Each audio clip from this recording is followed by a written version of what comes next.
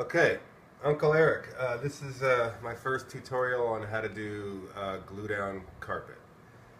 First thing you want to do is make sure your floor is clean, swept, as good as you can get. The less dirt, the better. Less dust, the better. So just push broom, get all that out of there, and then from what I saw from your pictures, both of them are wood floors. Now, I don't know if the two rooms are connected or not, but we're just going to pretend that they are not connected and they're just separate rooms altogether. Okay, so the first thing you want to do is sweep, get everything nice and clean. Then if your floor has any holes or anything like that, you're going to want to mix up some floor patch and just kind of smooth it off, make it somewhat level. And then once that dries, if you even need to do that, these are the tools that you're going to need. This is a trowel. It's a 16th by 16th by 16th U-notch trowel. This is actually for sheet vinyl, but this would work for glue down carpet. If you go to Home Depot and you need a trowel, they will have glue down carpet trowels there, as well as the big buckets of glue, which you'll need. You'll need a little bit of glue and some seam sealer if you want to use it for the seams. And okay, so that's your trowel. This is just a utility knife. This is a carpet knife, Bloody Mary. These take slotted blades. They're special blades.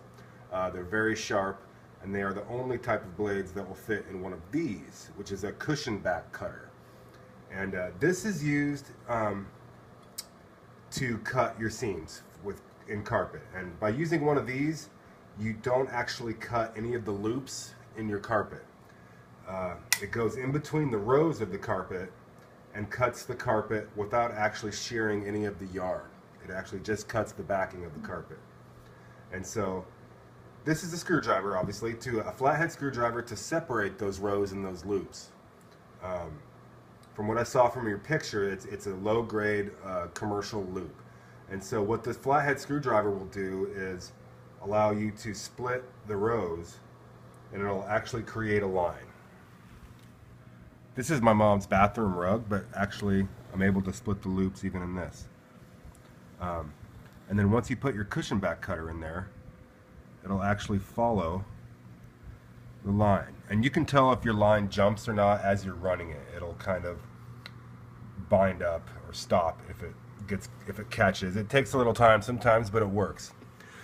There's another method to cut seams, but we'll get into that later. So that's everything, yeah. And so let's start with the first small room, the 9 by 25, I believe. It's a pretty long room for only being 9 feet wide.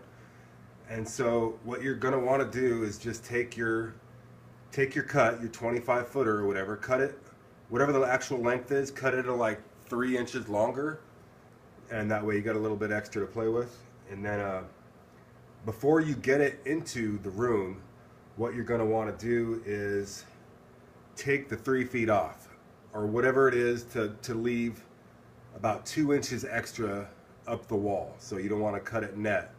But outside of the actual room is where you want to take your cut. Hopefully you have like an open area where you can do that. And so what you would do is just cut that off, and then use your cushion back cutter, which you can also pick up at Home Depot. Their cushion back cutter is a Roberts brand cushion back cutter, and it's got a red. This is all red. It's a different style, but it effectively works the same. And there's actually 2 slots where the blades come out on either side, the left-hand side or the right-hand side. You only need one side. It doesn't matter which one you want to use, but you definitely don't want to put both blades down. And so once you take that 3 feet off, that's the wall that you want to butt as you're laying the carpet out. So when you say this is a 25-foot shot that you just cut, you've already taken the 3 feet off. And you want to make sure that that's pretty much a straight cut off. Because what you're going to do once you have that, I keep saying that, anyway, what you do is that's now 9 feet wide.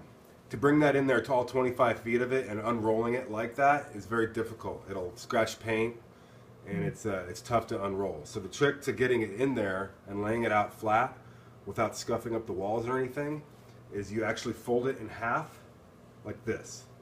And this will be the wall that you're going to butt. And then you roll it up like a burrito, like this.